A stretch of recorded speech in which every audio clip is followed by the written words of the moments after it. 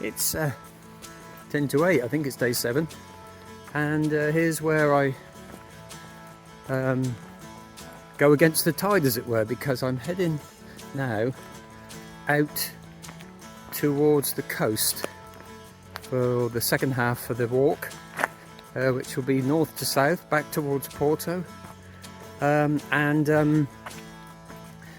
the first, well, for a couple of days now, I'm walking bits that I haven't done before. So that'll be interesting all round, and we'll see what happens. I'm -1 hearing aid, unfortunately, so you'll probably find I'm shouting a bit now. So last night it was dormitory style, single bed, nice and low, so I didn't have to climb up on anybody's face to get to the top bunk.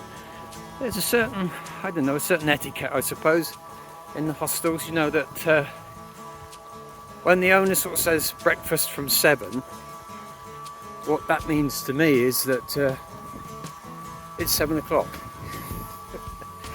But there's always a couple of Herberts who think it's great to get up at 5 o'clock, even though it's still dark and doesn't get light till 7 o'clock. Now, if you're in a dormitory, then it's one up, all up, or at least one up, all awake.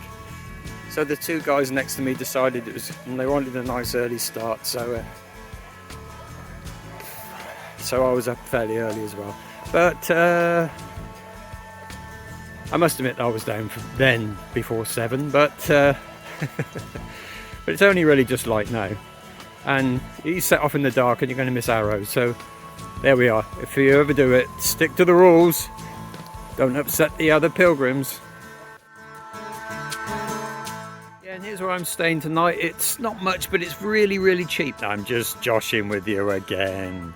A range of lawn decorations here. There's a snail. I particularly like the bloody great lion back there. It's not real grass either. And then we've got the religious element, and I believe it looks like the lion might be something to do with a football team, Sporting. Yeah, Sporting Lisbon. So something you see in the south of Portugal quite a lot, but I've not seen much of here. If you look right at the top of that chimney there, a stork's nesting. Pretty good vantage point, I think. And there you can see there's the red dot is where we are, and I'm going down to Vila Nova de Cerveira, which it says, I think it's about 8 miles, I'm not sure, but that's where I'm stopping. Can't check in until 6, so I can take the time, have a look around the town, and generally chill.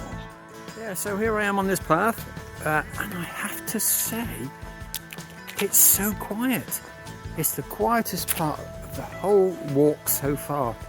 You cannot hear any traffic or anything. The only time you get any noise is if this is primarily a cycle track, so when a crazy cyclist zooms past you, but otherwise just the wind in the trees and the slight noise from the river. It actually is really good.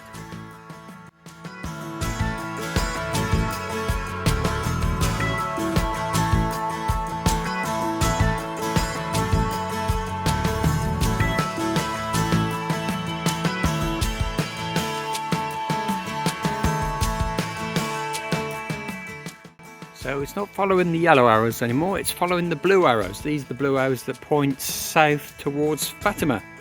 And if I follow those, I shouldn't go far on.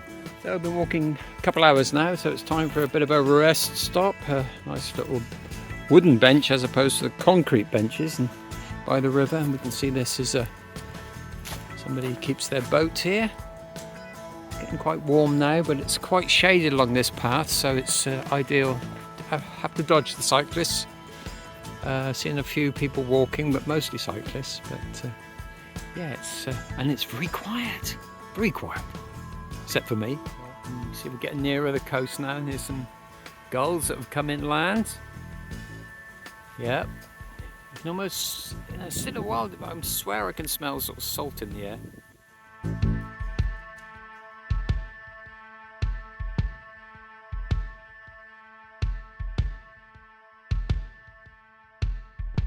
Yes, the downside of that path is it wasn't exactly action-packed. I passed a few people, they weren't keen on talking, so it was quite a short video today. I think probably it might be very similar tomorrow. But I'm at my destination now.